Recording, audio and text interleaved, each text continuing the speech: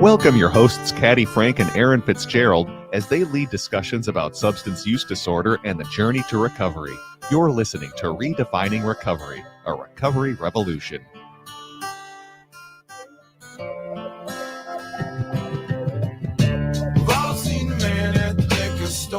Well, good day, everyone. We are here at Redefining Recovery, a recovery revolution.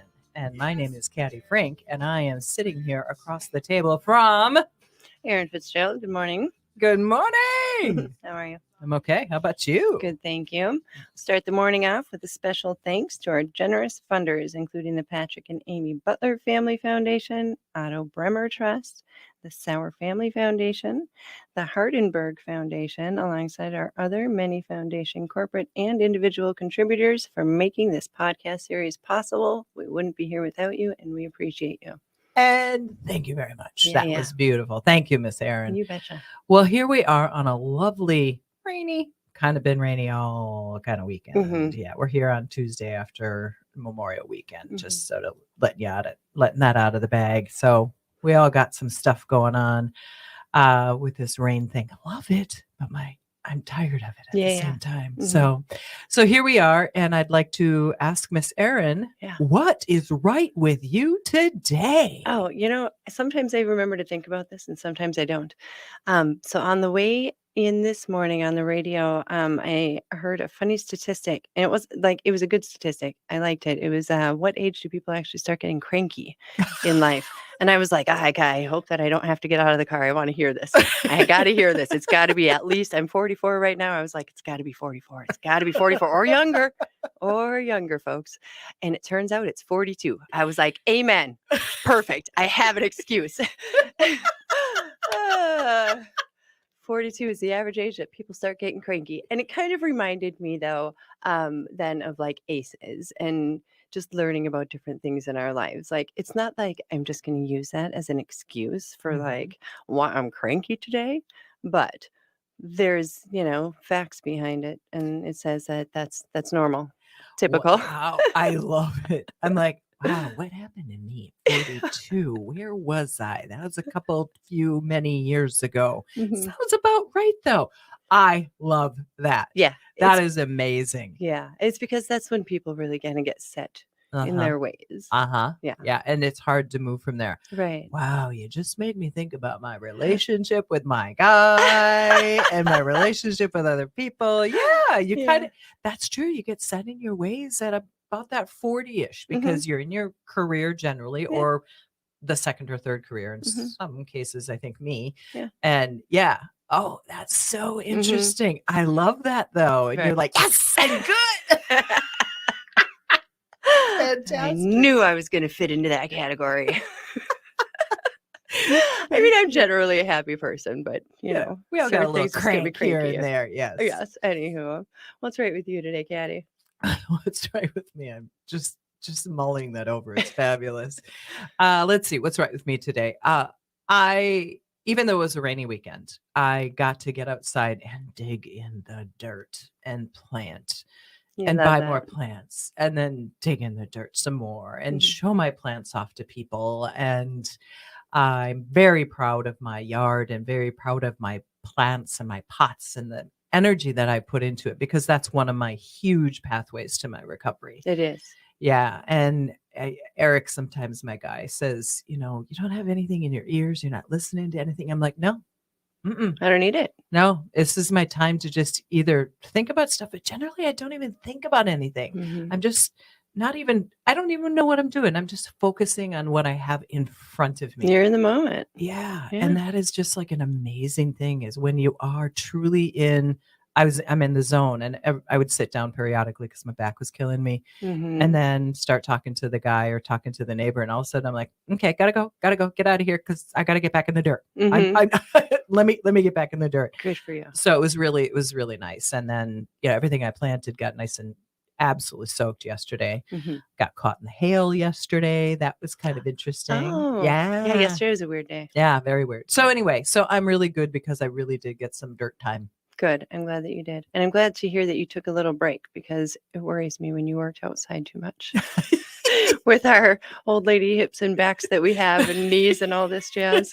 You're absolutely right. No, I do sit down periodically because the reality of the age does catch up with us. Yes. So we just roll with that. Yeah. So here we are. Thank you. That was really a wonderful. I love the cranky and I love the planting. I mean, You this is what we do. So I was thinking about what the show might look like. And last week we had Justin Fuller Green, our incredible young man from Minnesota Recovery Connection, who has just joined us and just blossomed amazingly. And he was talking about the story of when he went down to New Orleans for an event, and how he had to ration his medicated assisted treatment and recovery. And I thought, what a great way for our community to understand what these medications are designed for, how they work, why we have them. And there's so many different ways that people can recover. But what is it that we can help educate the greater community on when somebody says they're on methadone, they're on Suboxone, they're on some of the other medications for smoking or on medications for alcohol use? And I thought, we're going to get a little technical here, and I'm going to need some help with Caddy's dyslexia and the reading of some of the medications that Erin is amazing on. So tell me what your thoughts. I mean, you'd said you thought about this conversation. Yeah, for sure. Because when Justin was on, that was something that I really wanted to talk about a little more. And we ended up just talking about all sorts of other great things. So I thought that it was important because, these are medications that folks really can withdraw from. And so he had to be really mindful once he recognized what was going to happen when he was on vacation. And so he had to ration. And he did that in a way that he still wasn't feeling well enough to go and participate. And so it was an unpleasant experience, but it wasn't completely full blown like it could have been, which is like agonizing pain and just incredibly uncomfortable, especially if you're going on a road trip, or flying somewhere, or whatever the case may be. That would just be awful. And so it's really important that we understand that between folks and their doctors, we're on these medications. We're going to maybe discuss a little bit more about a couple of the medications, so we just understand how they work and why they're beneficial to people. And there's science behind all this, right? Like understanding that our brains have changed, and so we have to give it time to come back. And these medications are really helpful. Yeah.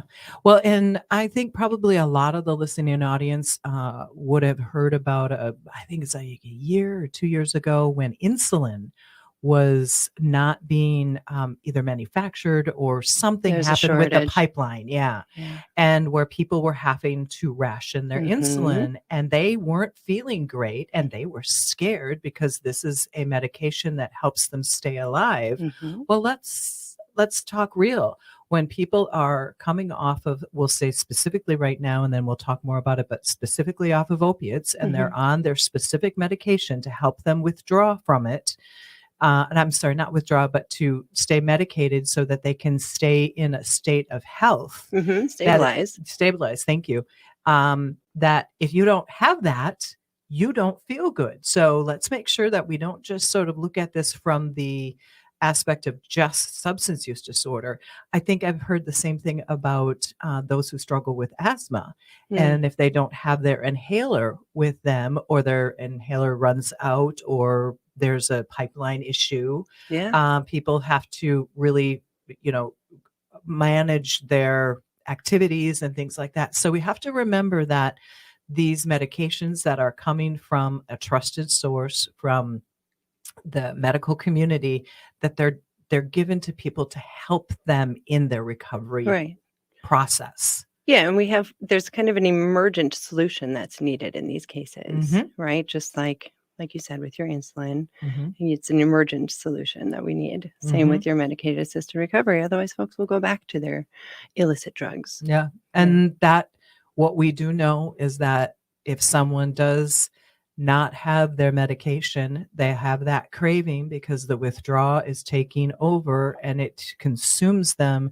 And they know in the other part of their brain that has been on these substances that if I just go out and get a little bit of this or this, guess what? Those withdrawal symptoms will go away. Mm-hmm. And so we need to recognize the fact that if somebody's on a medication and it's not available, we are at risk of somebody reusing the substance that could possibly kill them. Exactly. Where when in fact, if we have the medications available for people when they need them, they will be much healthier. And I think one of the things you said to me earlier, and that is, and we're going to talk about this, is that these medications are not short-term. Correct. These are long-term medications. Mm-hmm. So, we have in front of us some of the training materials that we use for our Recovery Coach Academy. And what we're going to do is kind of dive into some of the depths of some of this medicated assisted recovery and therapy. It's called MAT. You might have heard that. Many of us in the industry are going to know medicated assisted treatment. And so we've sort of changed the language to medicated assisted recovery. So when we come back, we are going to talk about this.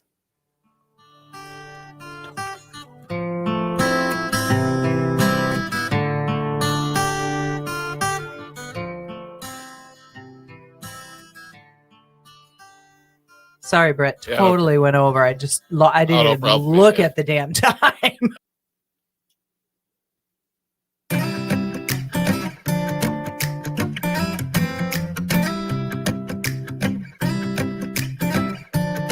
Welcome back to Redefining Recovery, a recovery revolution. I'm Erin, and sitting across from me is Caddy, and today we are talking about medicated assisted therapy or treatment, which we are starting to call medicated assisted recovery, because essentially that's exactly what it is it is a medication that is assisting us in our recovery from substance use disorder. And so where are we going to go from here, Miss Caddy? I think one of the things we had talked about earlier is people in our community, they hear about these things and they say, and I'm just going to leave it at, they say, well, if you're using another drug, then you're not really in recovery. Mm-hmm. And if there's something that chaps my hide, it's that, because I hear people kind of get all up in people's grill about, well, if you're on methadone or you're Suboxone or you're on some of the other medications, all you're doing is substituting one for the other. And we're like, wait. Back up the bus. Yeah. Because that is really not true. Somebody has gotten some medical advice from their therapist, their doctor, their Counselor. Sure. These are things that are going to help you in your process. Because if somebody has tried an abstinence-based program in any format, they've gone to treatment and then they get out and they go back out into the community and their cravings come back because of many different possibilities, people in their neighborhood, family members, work gets too hard, whatever the case is, they're like, I know how to feel better. Yeah. I'm going to go back and get happy. Absolutely. Yeah. I know that. Yeah. I don't, but boy, the temptation on enough occasions has been, So instead, what we do is we enhance the possibility of someone's success in their recovery. And we have these incredible medications that can be prescribed so people can have that supplemental support along with their therapy, maybe their meetings, maybe some good conversations with people so that they can feel supported in their recovery journey. Mm-hmm. Right. So there's certain kinds, we've got the methadone and Suboxone. Maybe we'll talk about those first because I think people are those are more well known. And then maybe we can talk about like the craving medications too, because there's different steps that we can take. Right. So like the most popular or the first one I think that folks would be familiar with would be methadone. Correct. Yeah. And that started back in the 60s. 60s. Yeah. So a long time ago it's been around and people aren't aware of that. And it started out as kind of, because opioids and heroin were stigmatized and still are kind of in the substance use world, right? Yeah. And so people didn't even want to do studies on it. But what they found was that methadone worked. And essentially what methadone is, folks, is it's like heroin, but what it does is it releases slowly. So you just take one dose. And so, if you see folks that they, in air quotes, nod out, Mhm. it's because it's they're using that drug, that antagonist or Mhm. agonist, sorry. Um, and so it's activating those opioid receptors just like heroin would, but it releases slowly throughout the day. And so eventually you start to come back to life. And so Mhm. then you are functioning for a whole 24 hours Mhm. and you don't have to look for more, which Mhm. helps with that obsession. Mhm. Right. And so that's what people don't really understand, is that's why you're still having those symptoms that look similar to heroin, is because it's kind of the same thing. It's just slow releasing. Right. And Yeah. and what it's doing is it's giving people an opportunity because of the Hmm. slow release and because of the excuse me, because of the way the chemicals are working in the body, they're not giving the high per se, Right. that instant kind of high, which is what you get when you take the illicit opiates. You take this, and it gives people an opportunity to live a life. Back in the day, they used to give folks morphine when they were coming off of heroin and coming off of any of the opiates, and that would just completely whack them out. They're just like, truly zombies, because we know that morphine is an extraordinarily strong, just like take you down. Mhm. And then they found that when they were using methadone, they were using it for people withdrawal from an overdose. And then all of a sudden they realized, oh, if we use this and we sort of monitor it. And I think what happens is that people see folks, like you say, sort of dozing off. Mhm. All medications have to be regulated in Right. terms of the amounts and how much. Mhm. And And I they all think have side effects, some absolutely crazy ones. all medications. So think about that, folks. If you've ever been on a medication, they always say side effects could be Yeah. Blah, blah, blah, blah, blah, blah, blah, blah, blah, blah, blah, blah, blah, blah, blah. blah, blah, blah. Sometimes it's a full page and it scares the bejesus out of you, Right. like I did with one of my medications. I'm like, oh my God, should I really take this? So, but what we want to do is we want to talk about the fact that these medications can save lives Mhm. because they interrupt the mental obsession with the substance that somebody has been addicted to. And that's super important. I think it's also important that folks understand that being on these medications for a certain amount of time is beneficial for them as well, Right. right? Because we're retraining our brains. Hmm. There's pathways that we've driven through them using our substances, and now we've got to train our brains back. So it's proven that if we're on these medications for 1 to 3 years, we will sustain long-term recovery, Hmm. or more folks will. And if we're on them for 3 to 5 years, even more people will sustain long-term recovery. And that's just important to know, because a lot of folks, again, with that stigma, they're like, well, when are you going to get out that stuff? Right. Like, well, when my doctor says it's the time to do so, Hmm. right? And I'm feeling confident enough to go off of it because I've lived a new Exactly. life. Yeah. I've been productive in my personal life. I've been productive in my if it's my work life or my school life or whatever life that you have, you've put together a whole new plan. Then, when you're feeling confident and secure and you've got all the tools in your toolkit to remain in recovery, Mhm. then you talk to your doctor and say, you know what? What is coming off of these medications that you have prescribed to me look like? Mhm. And some of them do have side effects on coming off. I've Absolutely. witnessed that from people. But guess what? It's done under a doctor's care. And it's like any medication. If you go off of antidepressant or you go Mhm. off of something, I'm not even going to try to whatever that might look like. Yeah. You do it under the care and you do it slowly. Mhm. And then if you have any setbacks, either in your mental health or your physical health, okay, let's address those and Mhm. let's move forward. And we're really diving into this because of the stigma around medicated assisted recovery. Mhm. So when we talk about them, there are some very specific ones for opiates, Mhm. and I'm going to have Erin support me in the reading of some of these opiate medicated assisted treatments because me and Caddy's dyslexia go a little bit off the rails. So we want to just kind of give you some real terms that you might hear from folks that you are surrounding yourself with who have been in active addiction and now they're in their recovery space. And you might hear them talk about the medications they're on. And rather than go, what's that?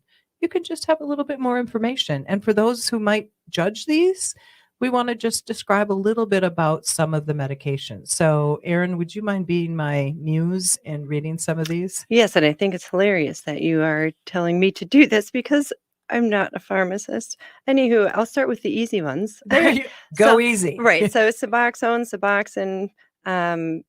So this is a buprenorphine and naloxone mix. And so essentially, this is what most people are familiar with, similar to methadone being prescribed for opioids. This will relieve the pain that most people have been taking their opioids for. And then it also has the naloxone in it. So what that means is that you are not going to be able to get high off of Suboxone. It has like a ceiling effect. So you could take as much as you wanted to, and that naloxone in there is going to block it, right? But it still is helping you. And then there's another Sublocade, which is essentially the same, but it's a 30-day injection, or it's an injection that lasts for 30 days. And this is important for folks that either have transportation issues or are unhoused, and it's just difficult for them to make it to a clinic frequently. Or maybe have incredibly busy lives and Absolutely. Work or children or this or that. These are or you options. forget to take your medications on a regular basis. That can Right. be real difficult for folks. Absolutely. Yeah. Yeah. So those are the two that most folks are familiar with, right? And then we've got the buprenorphine, which suppresses and reduces cravings for opioids. Naltrexone, which would be doing the same thing for opioids and for alcohol, and some other drugs. What else we got here? I guess on this list in front of me here, the only other one on here would be naloxone or Narcan, which is, of course, the opioid reversal drug, which is just a godsend.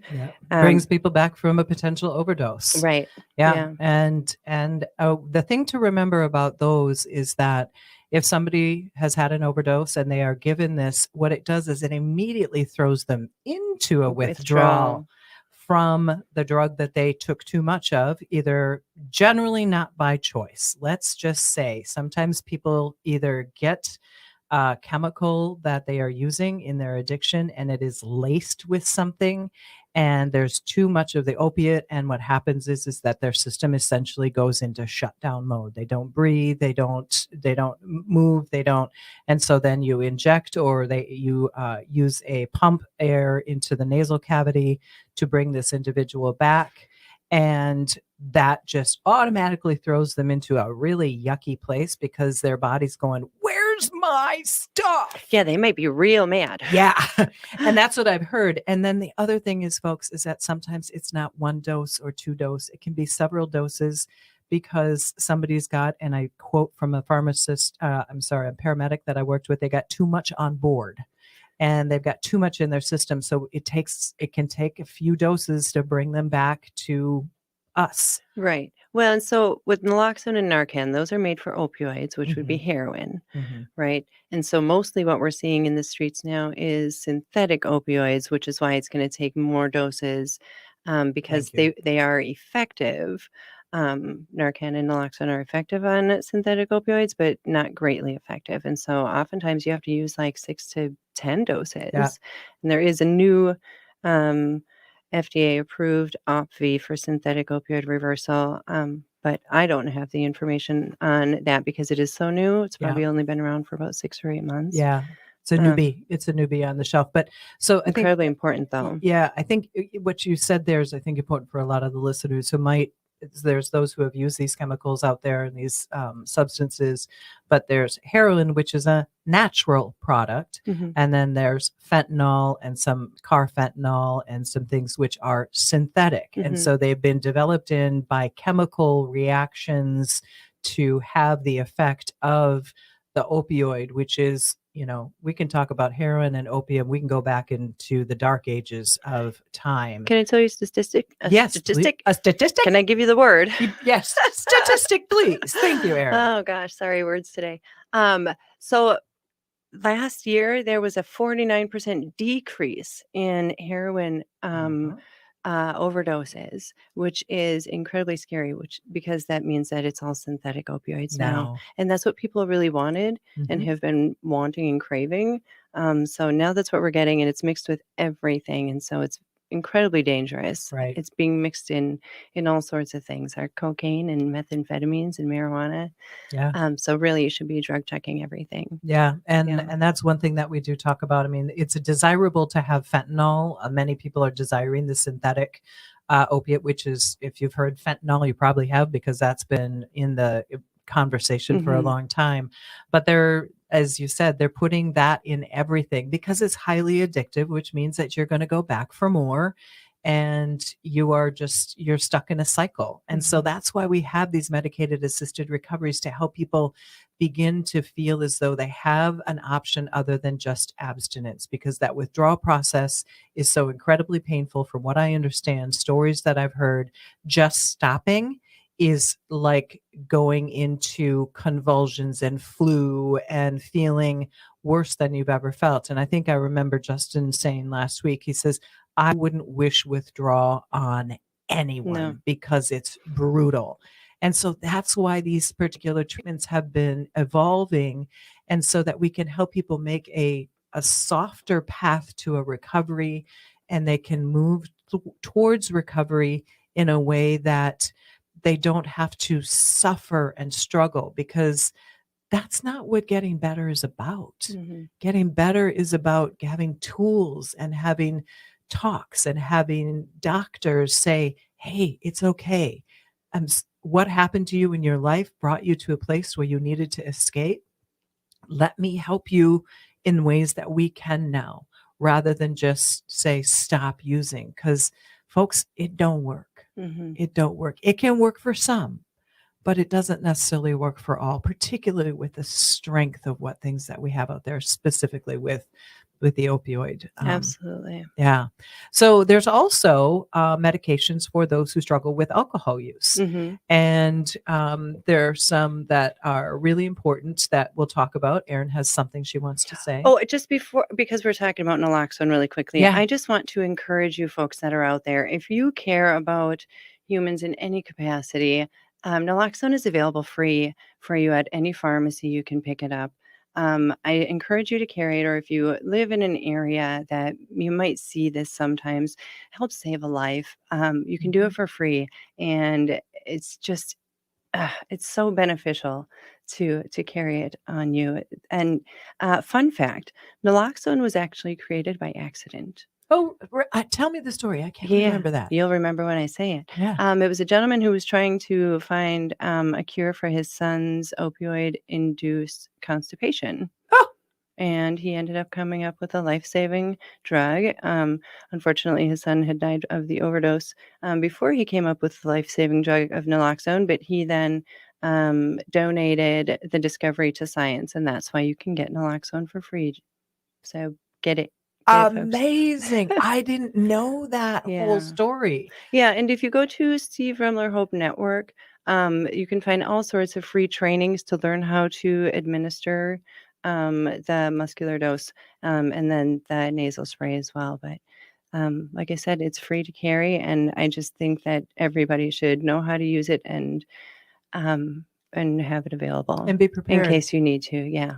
Well, and I think one of the things, I heard a story from one of our former AmeriCorps members at Minnesota Recovery Connection, and she carried it in her backpack, and she was at an event in downtown Minneapolis, and by chance and this sounds terrible, but she stumbled across somebody who was on the ground, and she didn't know what was going on with the human, but she thought, oh my God, I've got naloxone in my backpack. But she was terrified to do it. But guess what? The people around her weren't. Good. They took the dose, they gave it to the individual, and the individual woke up. Then she at the same time called 911 so that there was rescue folks that came in Mhm. and took care of that human. So even if you just carry it and you are terrified because you don't know, or you just happen to be at the right place at the right time, but usually folks that might be using these substances, there's going to be a couple folks around Mhm. and they know how to use it. So we as a community can say, hey, I got this stuff. I almost said a bad word there. I got this stuff. I don't know what to do with it, but can you help this human? And they'll go, oh, yeah, heck yeah, I know how to do this. Yeah. Because there's a lot of folks out there who are using these substances who have brought many of their friends back to life. Mhm. And this is just a reality. But the fact is, we have a way to save a life. And maybe that would be the one time when somebody came back and says, man, I'm tired of this lifestyle. Thanks. And then Yeah. we've got Minnesota Recovery Connection. We've got Twin Cities Recovery Project. We've got all these organizations that are here to say, come on, we'll talk to you. No Mhm. judgment. Yep. Don't worry about it. Yep. So yeah, let's walk a little bit into Yes, sorry about that. No, that was amazing. That was an amazing conversation. Yep. So what were you going to say? The naltrexone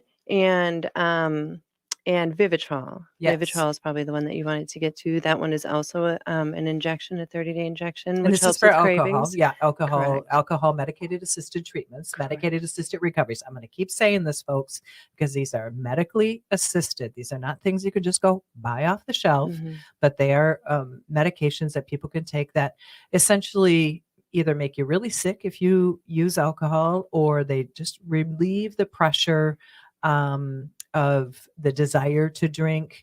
And what's interesting about some of these medications is that they were used for other issues, Mhm. like not related to substance use disorder.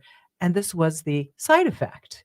And I Yeah. think that's so interesting because a lot of medications have interesting side effects.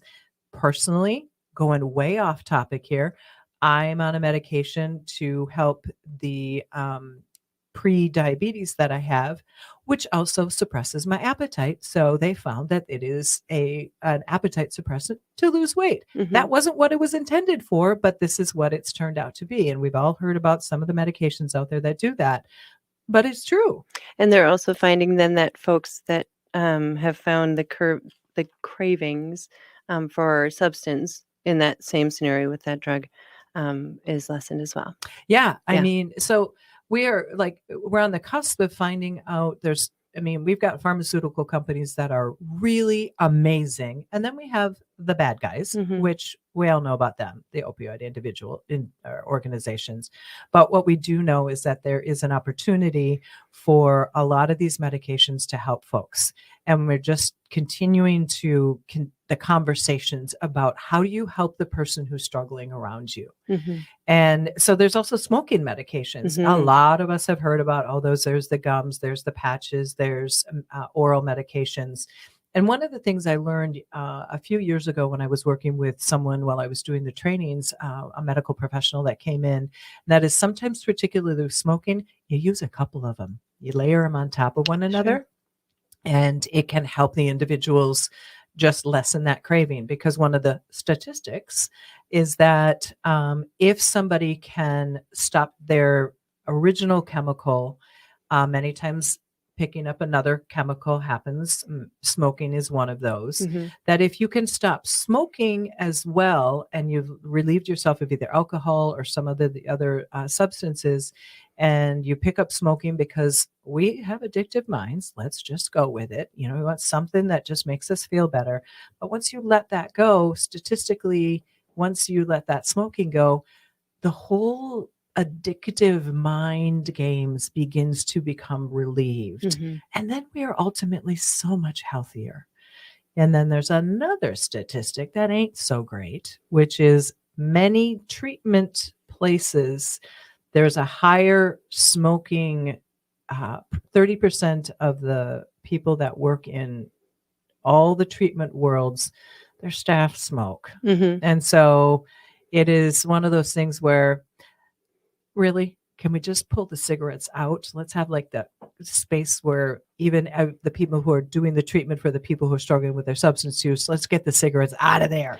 It is really difficult. That's a pretty low number when you consider that I think it's 82% of opioid users are also smokers, and like 76% of just folks in general with substance use disorder are smokers. So 33% ain't that bad. I know. It's just It's kind of still because what's the national average, or so Minnesota's? Minnesota, only 13% of the Yeah. population smoke. Yeah. So when you think that it's 13% Minnesotans smoke and 30% in those environments smoke, that's where the statistic kind of comes together. But we're here to entertain and educate is what we're doing. And we just want to open up the minds and the support around people who are struggling with substance use disorder, that if you are struggling, there are many ways that you can find recovery. And if you are at all curious, call Minnesota Recovery Connection or another recovery community organization. Talk to a human that might have been on this journey, and we can help you. So we're going to take a quick break.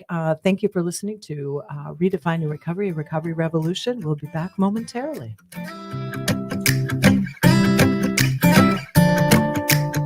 Here we go.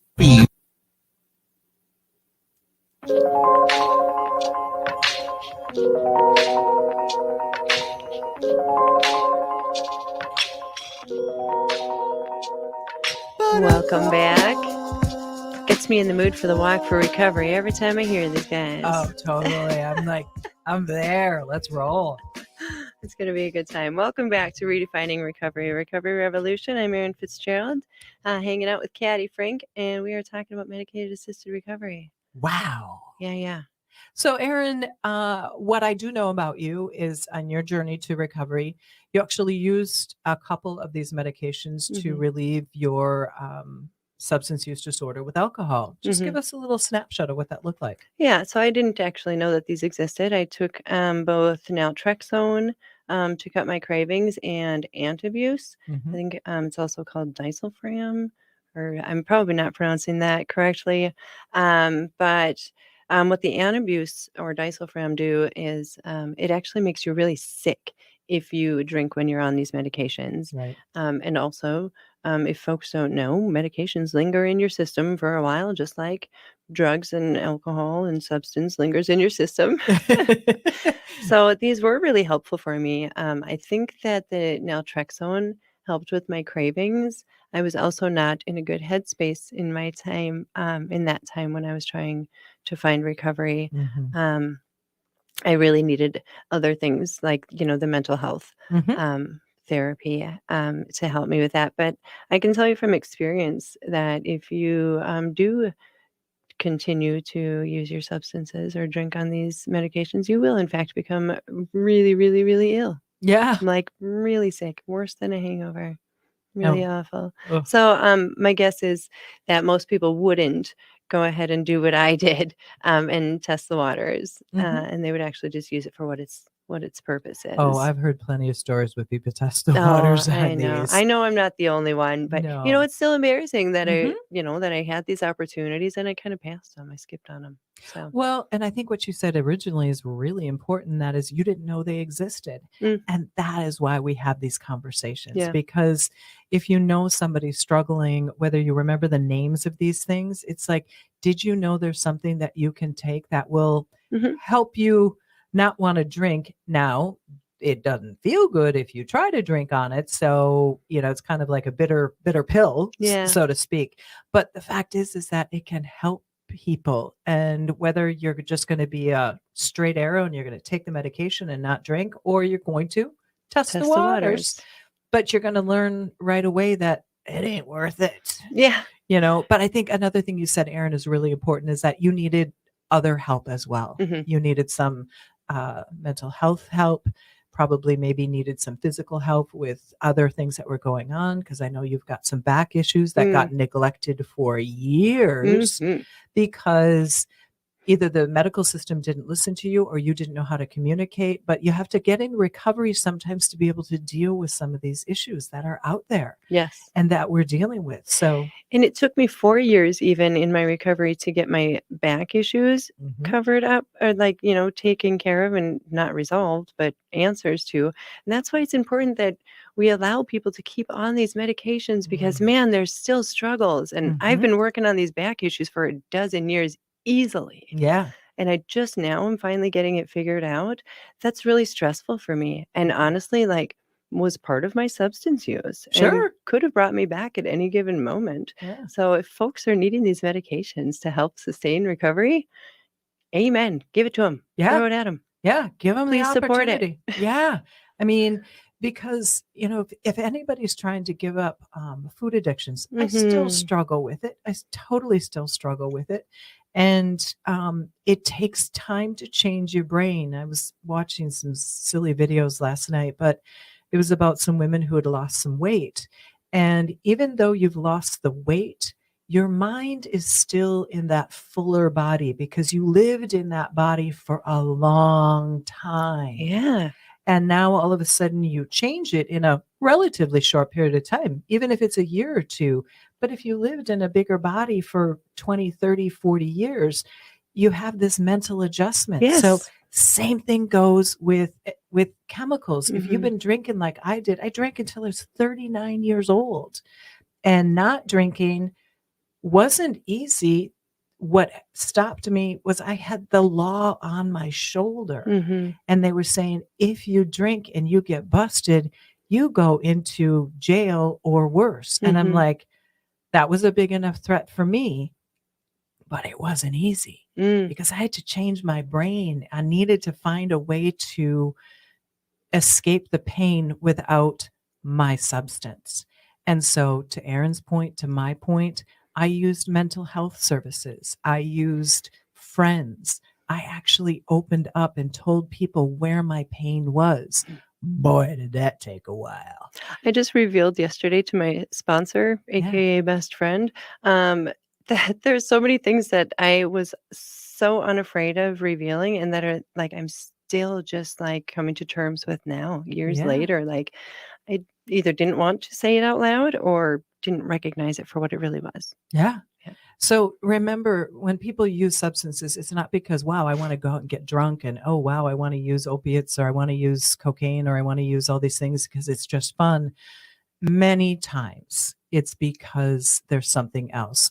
Now there's experimental folks. People go out, they're young and they're youthful, and they go to a party and they pop a pill or here or there, or they do something. But those pills now can be laced with things that could kill them. Mhm. And there are enough stories out there where when we talk about all of these medications to help with substances, there's now fentanyl strips that is distributed in many different ways. There's actually another strip out there called xylazine. Xylazine is something else that is getting mixed in the substances that people can inject in, or they can consume in pills, or they can actually even smoke if it's, marijuana. Mm. And so we really want to inform people that there are chemicals on top of the chemicals or involved, mixed in. And what we want to do is we want to just help people understand. And that'll maybe be the next conversation that we have. I think we just came up with our next conversation is some of these other substances out there that are infiltrating the chemicals on the streets Mhm. and how they can be a death sentence. Yeah, and how they're just creeping in to our neighborhoods and we don't know about it. Mhm. But there's cool little organizations throughout the city that have these conversations. They used to be called the Drug Users Union. Did I get that out right? I think so, yeah. The Drug Users Union. And it was a group of people that would talk about what's going on with the substances in the neighborhoods and in the states and in the country Mhm. and what they need to watch out for and what the symptoms are of a new thing and what they're calling it. And so Mhm. there's organizations now or groups that do that now in the metro area. So it's really great. because there are always new things popping up, and it's incredibly scary. Drugs used to be scary 30, 40 years ago.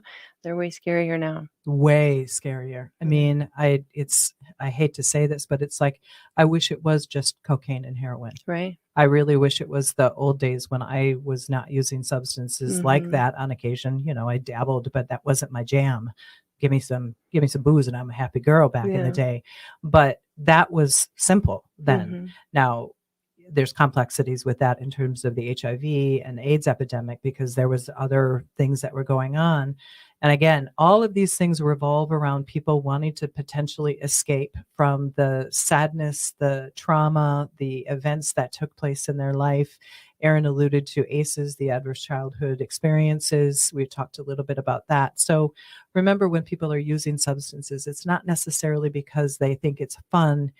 It might be because there's something below that. So we've had a really great conversation today. I hope some of you have gotten some good information about how you can help your fellow human, or if you can understand what your fellow human might be going through. I want to encourage you to join us in supporting our mission at Minnesota Recovery Connection. Become an annual donor, a monthly donor. You can be a volunteer at our organization. Your engagement helps us sustain the efforts that we have at Minnesota Recovery Connection. You can reach us at minnesotarecoveryconnection.org and donate, volunteer, be part of our family. Thank you, Erin. Have a wonderful weekend. Thank you.